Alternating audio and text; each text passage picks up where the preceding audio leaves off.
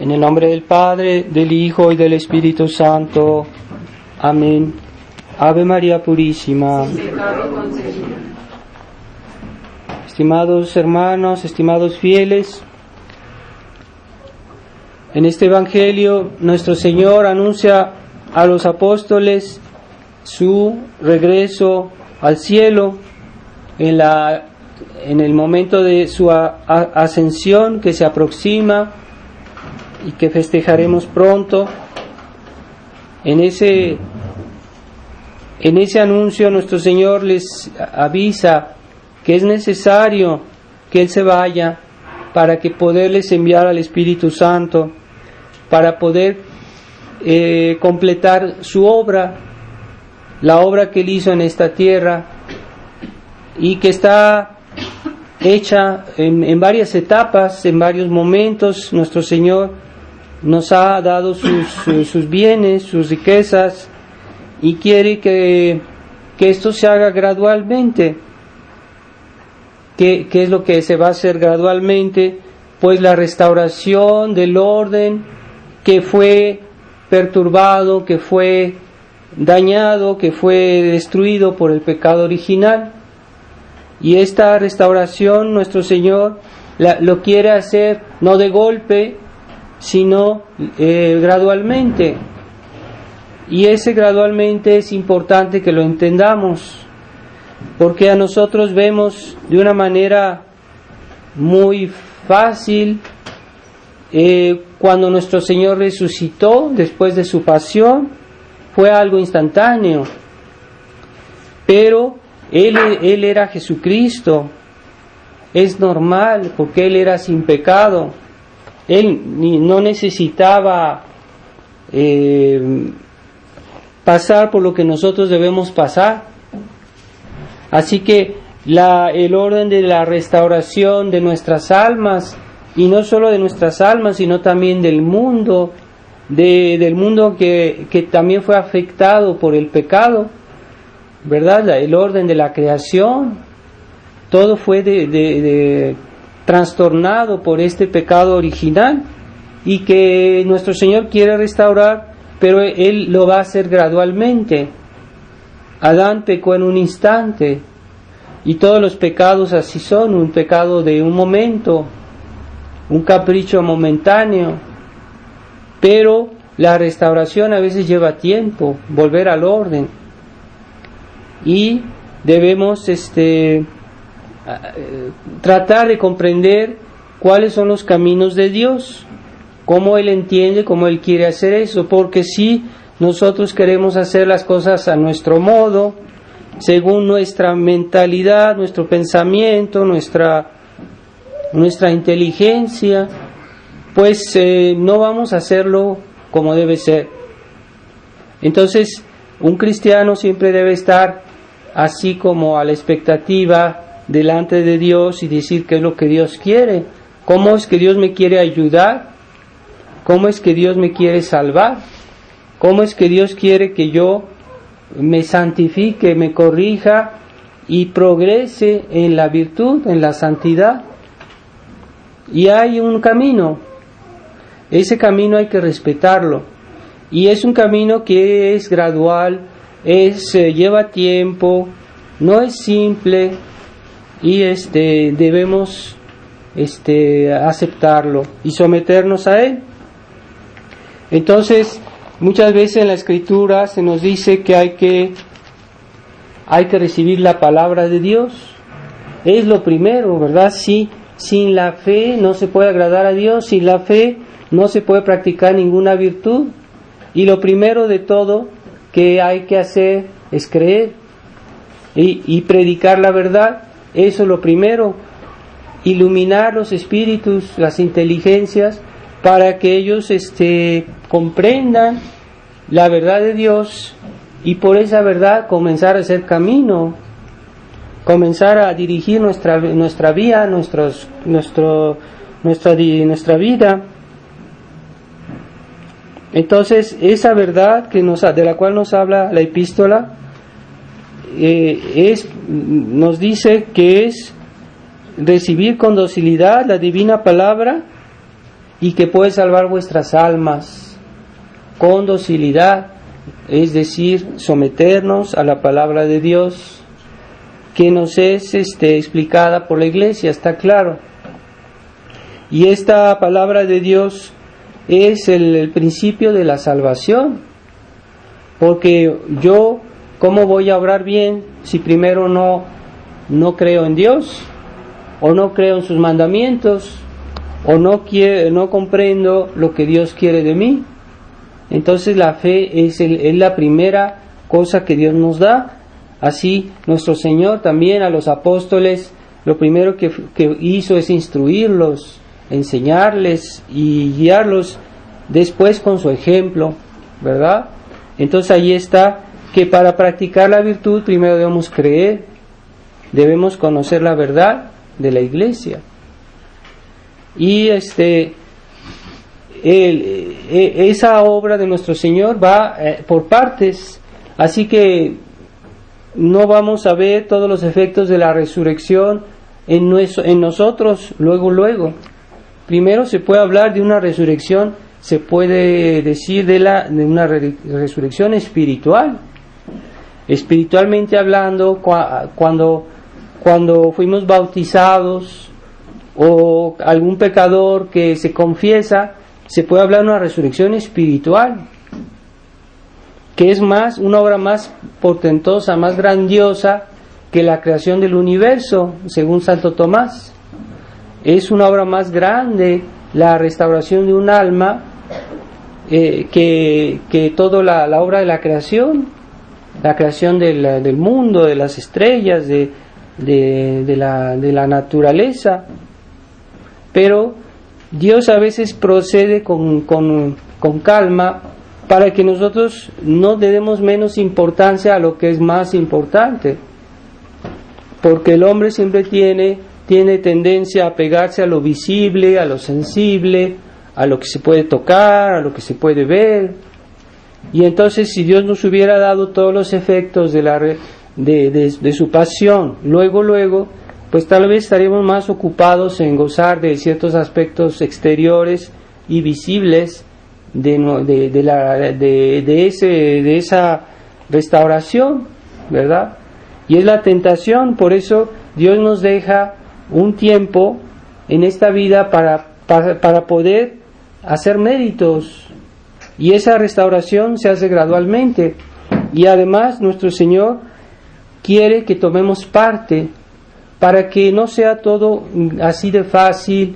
Cuando uno da a un niño todo fácil, todo simple, y no le pide nunca un esfuerzo, ese niño se vuelve egoísta, se vuelve caprichoso, se vuelve altanero.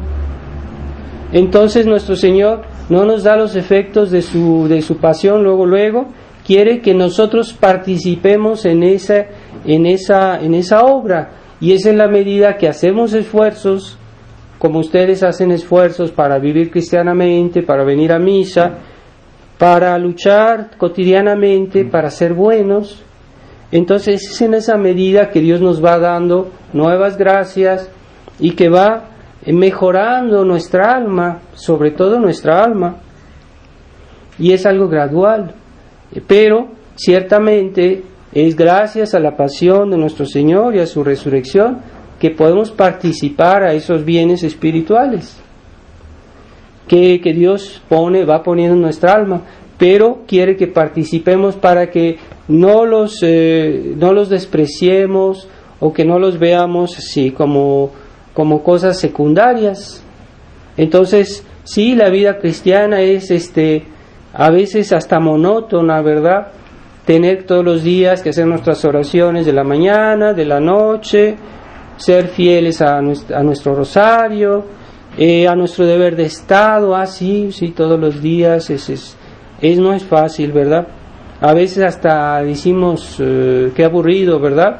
Pero no es esa perseverancia, esa fidelidad está inspirada en la fe, y de ahí saca su valor, porque creemos en Dios, y inspirada en la fe y animada por la caridad.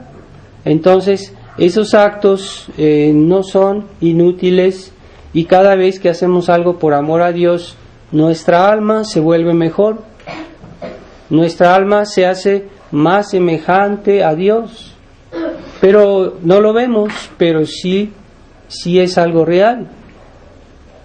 Entonces, esta obra de la restauración del orden que fue trastornado por el pecado original y por las consecuencias del pecado original, que son todos los nuevos pecados que estamos viendo cada día, ¿verdad?, que nos rodean, y que vemos que este mundo cada día es más pecador.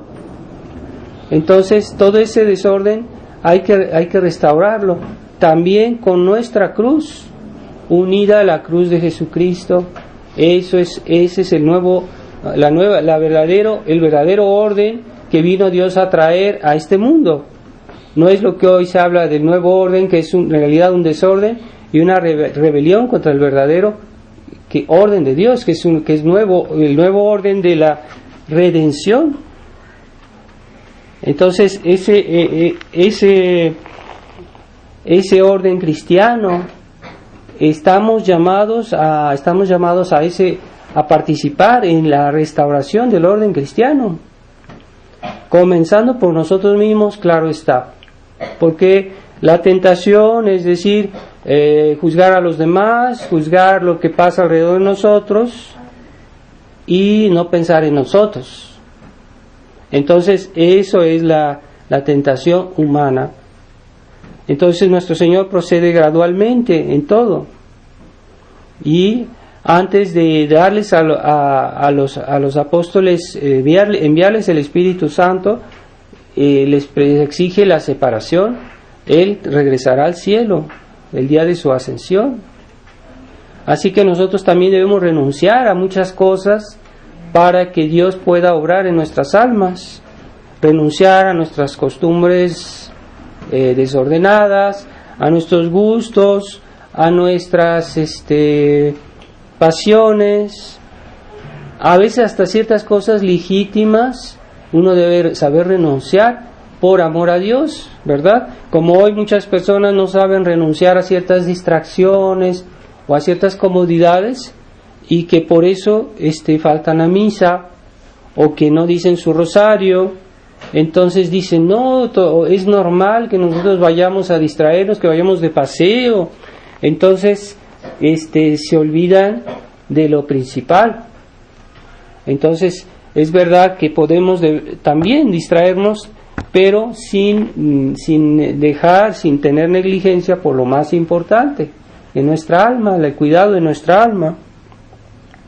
Entonces, ese orden de Dios está en la iglesia, está inscrito en la iglesia. La iglesia es el camino. La iglesia católica es el camino. Y muchas ocasiones nuestro Señor dijo a los apóstoles y decía, pues el que os escucha a mí me escucha. Dios quiere que dependamos de una iglesia jerárquica. Sí, es verdad. Esa jerarquía católica, no esa jerarquía modernista, claro está.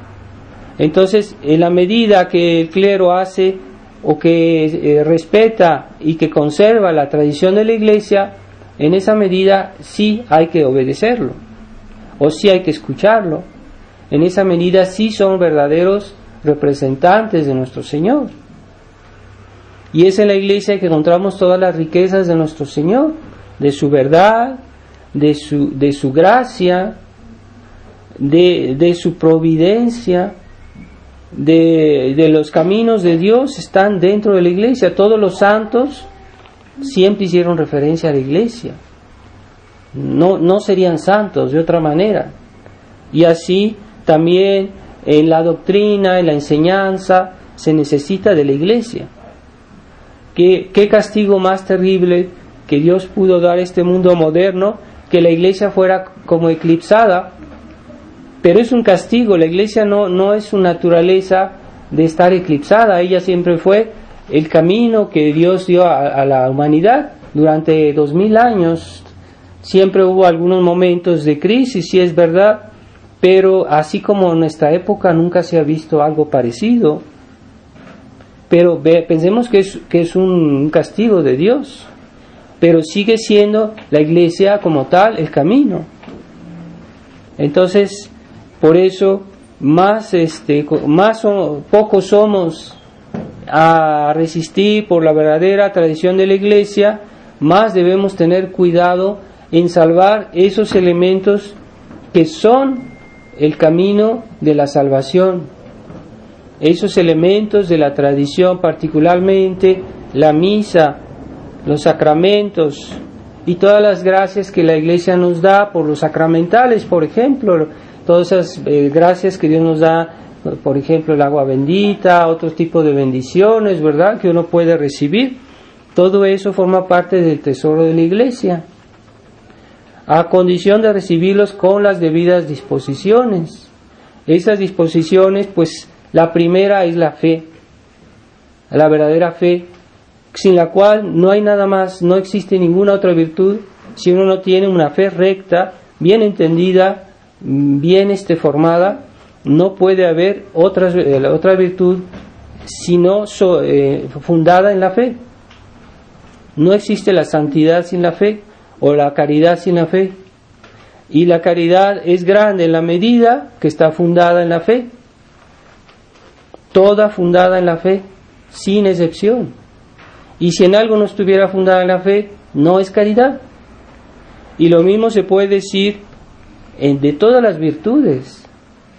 Y todos los actos cristianos, verdaderamente cristianos, deben estar todos fundados en la fe, enteramente. Ahí se ve su existencia y su valor. Entonces, en esta iglesia relativista, conciliar, que se habla de tantas cosas, pero menos de la verdad de la fe, la verdad de la doctrina, están en la ilusión, completa ilusión, en una especie de espejismo humano que va a tener un término catastrófico. Ya lo es. Desde el punto de vista espiritual, sí lo es un catástrofe, es lo peor es lo que ya ha pasado, pero esto va a terminar tal vez con un castigo incluso físico, mundial, material, pero lo más grave no es tanto ese castigo, sino la perdición de las almas. Eso es el castigo más grave, que las almas vayan al infierno y que no tengan quien las ayude, quien las guíe, o no tengan un recurso para salvarse, e incluso son confirmadas en su error, en sus pecados, ¿verdad? Que diga el Papa: yo no soy nada para corregir a los que son homosexuales. Es como de abandonar esas almas en su pecado, en su desorden. Él que tiene la misión de corregir, como le dijo nuestro Señor: tú confirma a tus hermanos. Pues no, ¿cuál confirmar? Él los está hundiendo en el pecado. Esa omisión es gravísima.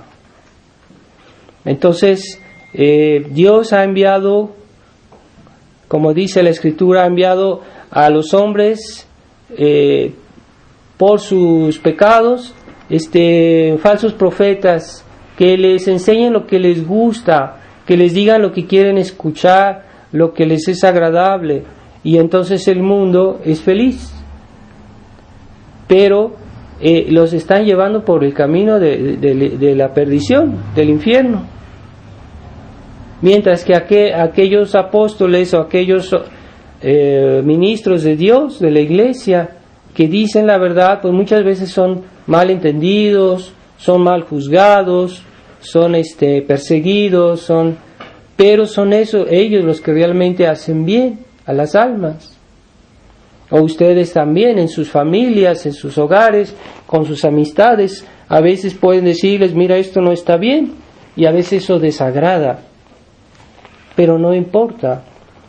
Es verdad que, como en todo, hay que saber decir las cosas con tacto. Eso es otro problema, y debemos ser prudentes en nuestra manera de abordar a las personas y decirle las cosas, está claro, con prudencia, con caridad, pero a veces incluso así no es aceptado el mensaje, ¿verdad? El mensaje de la fe.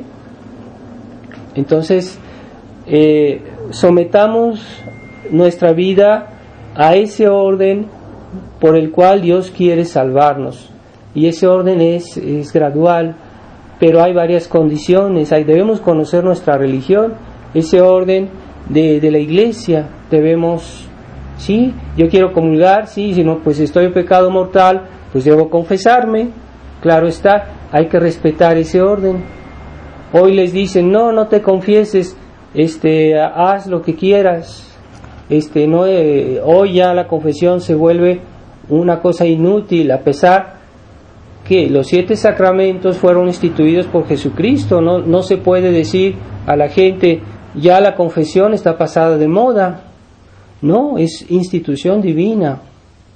Entonces siempre estará actual, y los hombres no pueden suprimir lo que es de institución divina, aunque sea el Papa, aunque fueran los obispos, quien fuera. Y esa sumisión a ese orden de Dios, a ese orden de la iglesia, por ejemplo, a veces son detalles, ¿verdad? Cuando ustedes asisten a misa, pues hay momentos en que ustedes hay que ponerse rodillas. Eso indica una actitud interior respecto a lo que está pasando en ese momento en la misa. Entonces es un acto de sumisión.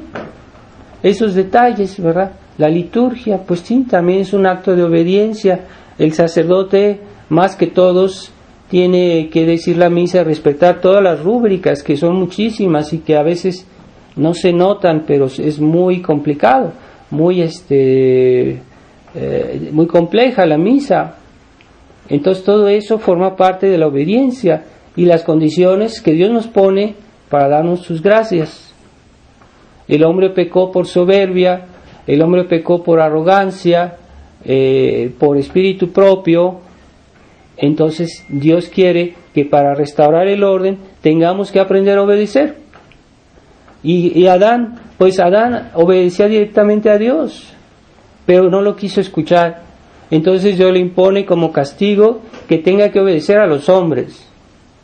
Y eso es lo que nos cuesta, sí, obedecer a los hombres. Son como nosotros, a veces hasta tienen defectos, pero ¿qué importa? Dios quiere que de esa manera restauremos nuestra vida espiritual, por la obediencia, por la abnegación, la paciencia, esos detallitos que a veces son despreciados por el mundo y por los cristianos que están contaminados por el espíritu del mundo y que a veces juzgan como el mundo, siendo cristianos, siendo católicos, incluso siendo fervientes católicos. A veces pueden haber esos detalles, ¿verdad?, de falta de espíritu cristiano, de falta de espíritu de fe, de obediencia, de humildad. Y así pensemos que Dios quiere elevarnos, pero Él pone sus condiciones, y esas condiciones hay que aceptarlas a como dé lugar, porque sólo así podremos salvarnos y no caer en ese espíritu protestante que ha hecho tanto daño y que fue al origen del liberalismo, de la Revolución Francesa. Es el hombre que juzga de todo, que quiere comprender todo, que sabe todo y que solo hace referencia a su inteligencia. Pero hay algo más que la inteligencia, es la fe, es la palabra de Dios, que aunque a veces no entendamos, pero la palabra de Dios es algo mayor, más noble que nuestra razón y que tiene más alcance.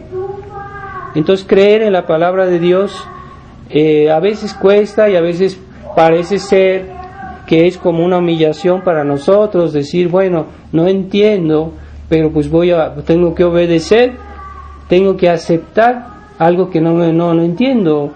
Pero en fin, si Dios lo dijo, está así de simple, ¿no? Dios lo dijo. Y ahí está el mérito de la fe, de creer a veces cosas que no hemos visto, que no hemos constatado, que no hemos verificado, pero que Dios las dijo, y que la Iglesia nos las aplica a veces de una manera que nos parece un poquito un poquito excesivo, puede ser, sí. Entonces vamos a tratar de reflexionar sobre nuestra vida cristiana y tratemos de decirnos que en esta obra de la restauración de del mundo, de la cristiandad, de nuestras almas hay un orden que respetar, y es el orden de la Iglesia, es el orden de la tradición, todas esas incluso reglas y costumbres de la vida cristiana que tienen su razón de ser y que a veces no las entendemos, o que a veces a mí hay personas que me han dicho: Padre, me cuesta mucho rezar el rosario porque me parece muy repetitivo, que no sé, son razones humanas, pero ¿cómo la Virgen nos va a pedir que recemos el rosario si es algo que no está bien o que algo que es excesivo? Entonces no, a veces no sabemos bien por qué esto, por qué aquello.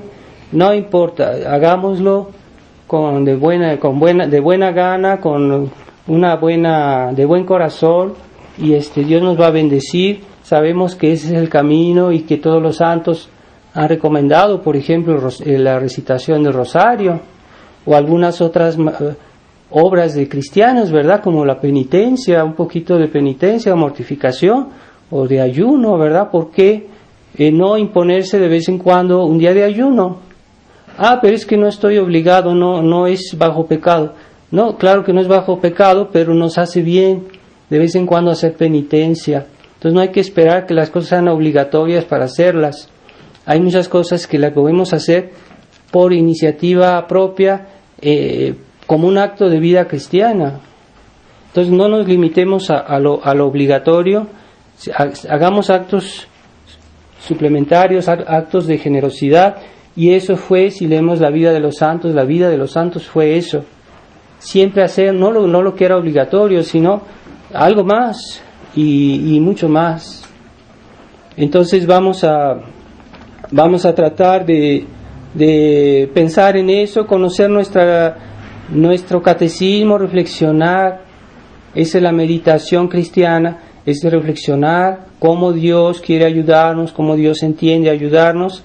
Entonces cuando uno hace meditación, si podemos hacer, las personas que pueden hacer meditación, pues se trata de comprender bien cuál es el camino y cómo Dios quiere ayudarnos, cómo Dios quiere salvarnos. Entonces sí, reflexionar de vez en cuando, tomar un libro y leerlo con calma y reflexionar y tratar de decir cómo esto se aplica en mi vida, cómo yo debo hacer, cómo debo entenderlo. Y no leer así de corrido y que después se nos olvida lo que hemos leído porque no reflexionamos. Entonces no es suficiente la lectura, es necesaria también una lectura reflexionada, meditada, para que nos haga provecho, sobre todo en todo lo que es de vida cristiana. No es que sea pérdida de tiempo, pero a veces hasta leer el catecismo, que es el libro de los libros por excelencia, como decía el Papa Pío XI, es bueno leer el catecismo y reflexionar sobre las preguntas y respuestas del catecismo, que es una síntesis muy perfecta de la vida cristiana. Entonces es uno de los objetos de meditación principales, el catecismo. Entonces vamos a pedirle a Nuestra Señora en esta misa que Dios nos ayude, pero que Dios conceda a las almas la docilidad a su gracia. Y nosotros también, para que esta vida espiritual sí un día florezca, ¿verdad? Como una flor que sale de la planta, ¿verdad? Así también en nuestra alma, el día de la resurrección, se vean todas esas buenas obras y esa sumisión a la fe, que es la condición de la resurrección de la resurrección nuestra al fin del mundo. Ave María Purísima, sin pecado. En nombre del Padre, del Hijo y del Espíritu Santo. Amén.